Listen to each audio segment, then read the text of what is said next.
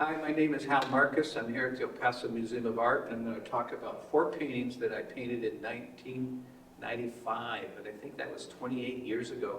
So I'm so excited to get to see them. I haven't seen them in probably like 10 years. These were donated to the museum in 2007, and they're part of their permanent collection. So I'm going to walk through just quickly and tell you what season it is. 4 is my favorite number.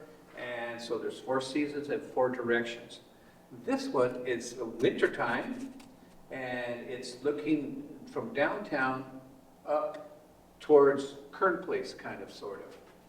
And this one is springtime, and it's looking towards Juarez or towards Sunset Heights. And so it's a different angle, and it's a different season.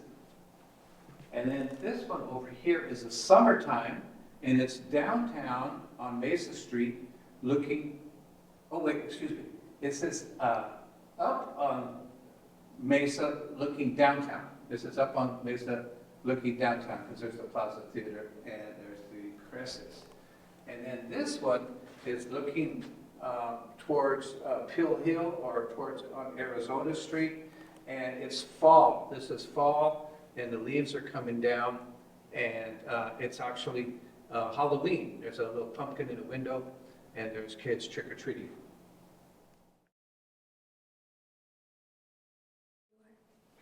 Okay, so here we are with one of the seasons. It's fall, and it's actually looking northeast. And so I tried to capture the tone. I tried to capture the feeling of fall. We have the leaves that are coming down throughout, throughout the picture. We also have it being around Halloween. Over here, this is actually a portrait of me and my daughter walking down the street. And the people are trick-or-treating. If you get detail, you'll see that they're carrying little orange bags. The paintings are all done in a mixed media with thick impasto acrylic paint with dark outlines that are actually pure gesso, which is a pigment that you use to prime paintings with. If you get really close, you can see the thickness of the paint, and you can see the wind coming by, and it's a little bit cooler because it's fall. I try to create the feeling of the emotion of each season to indicate, what season we're trying to make a symbol of. And once again, each picture has a different direction, and it has a different side of St. Patrick's Church.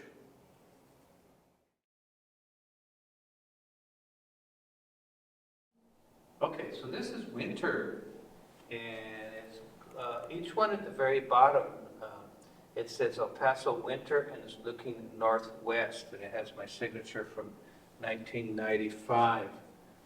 As you know, in El Paso, when it snows, you have to enjoy it really quick because it melts so fast. So you can see that we have snow on the mountains, and you have very little snow on the streets. So I kind of had this kind of cold feeling to it. In this window, that if you get a detail, you'll see a little Christmas tree in the window. Also, it has the Rio Grande, which is Rio Grande Street, and Mesa.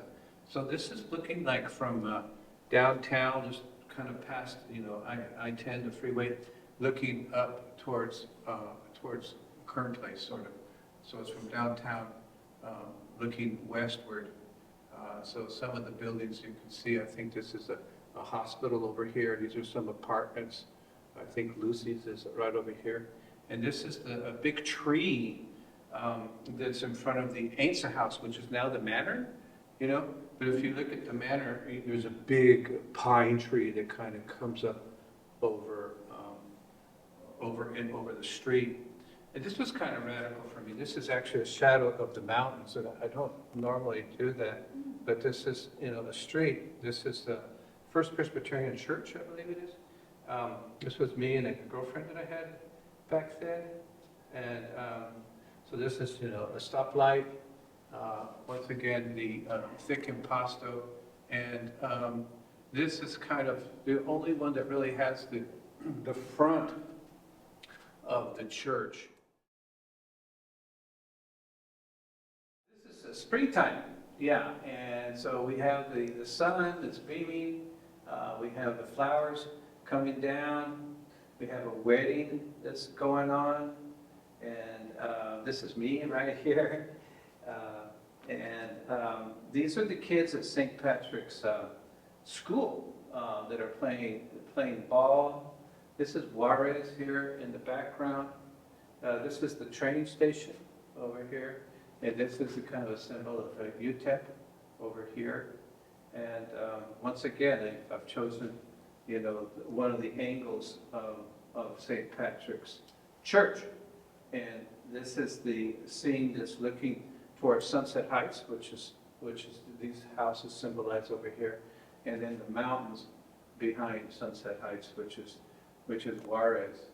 And I hope you get to see the thickness of the paint in the video, because there's a lot of shadow that's being cast by the thick impasto. This bird of peace and that sun later on became my logo for my art gallery. And when I originally made this drawing, it was of my daughter, Lanenia, who has green eyes, and the bird of peace. So this is El Paso with a signal of peace on earth and peace in our community.